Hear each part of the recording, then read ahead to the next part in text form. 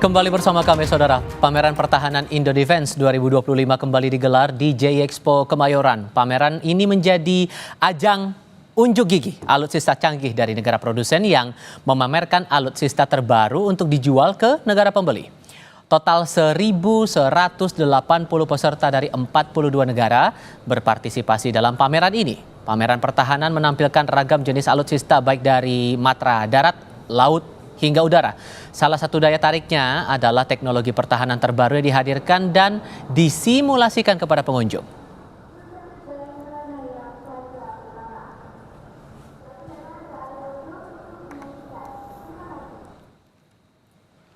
Di sisi lain, Presiden Prabowo Subianto meresmikan kendaraan taktis listrik buatan PT Pindad bernama Pandu di J-Expo Kemayoran Jakarta Rabu kemarin saat pembukaan Indo Defense 2025.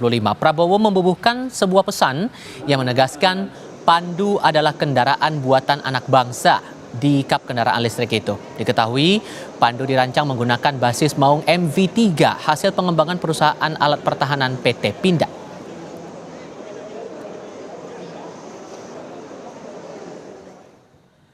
Sementara itu, Kementerian Pertahanan membeli 60 unit drone tempur dari Turki. Kemenhan memilih membeli drone tempur dari Turki karena penawaran harga yang baik dan adanya transfer teknologi pembelian alutsista. Pembelian senjata drone tempur masuk dalam daftar pembelian belanja alutsista TNI untuk meningkatkan kapabilitas tempur matra udara.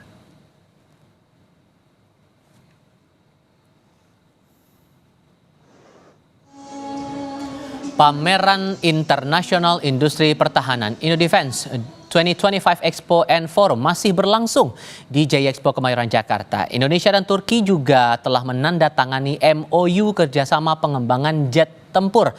Lebih lengkap, informasi ini akan disampaikan jurnalis Kompas TV Jonah Hamonangan bersama Febri James di sana.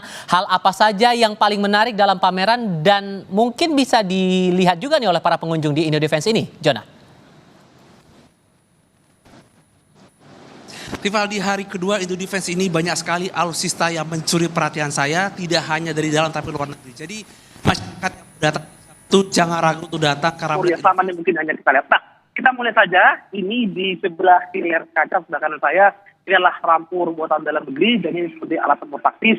Jadi alat tempur ini ditawarkan dalam rangka untuk kendaraan lintas sepeda. Tidak hanya mungkin rampur, di sebelah kanan kaca sebelah kiri ini ada Rafale, pesawat tempur yang akan datang, pesawat tempur yang sengaja dibangga-banggakan oleh Presiden Prabowo ketika berkunjung ke Prancis dan bahkan pembeliannya bahkan ditambah.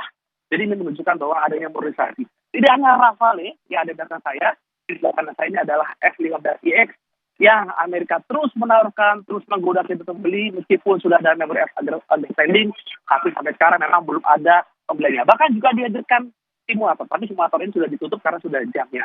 Tidak hanya dari Rafale, bahkan ada F-15, ada juga peralatan-peralatan lain. Nah, ini masih bagian yang tadi saya sebut, rampur taktis darat yang memang lintas sepeda. Nah, yang menarik adalah selain tadi ada alat alutsista asing, saya akan menunjukkan kepada Anda, ini adalah buatan anak bangsa. Dia memang tidak seglamor atau tidak secanggih seperti Rafale ataupun F-15, tapi ini adalah satu bentuk simulator. Jadi simulator apa ini?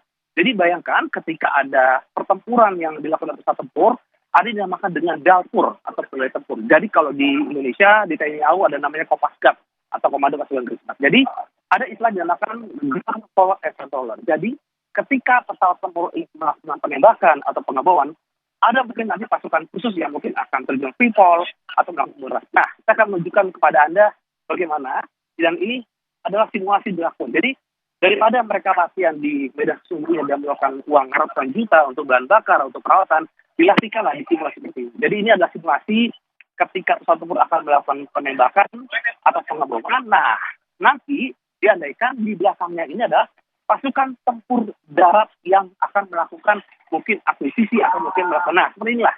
Jadi ini penembakan dilakukan oleh pesawat tempur itu, ini adalah seperti simulasi dan nanti ada tim tempur darat yang mengkoordinasikan, entah mungkin dari titik koordinasi atau mungkin dari cara lain yang dilakukan untuk melakukan kontrol. Jadi ini buatan anak bangsa, jadi menunjukkan bagaimana kapabilitas kita tidak kalah dengan luar negeri. Jadi memang kalau kita lihat di gelaran Indo Defense ini, kita bisa lihat bagaimana kemampuan anak bangsa tidak kalah dengan luar negeri.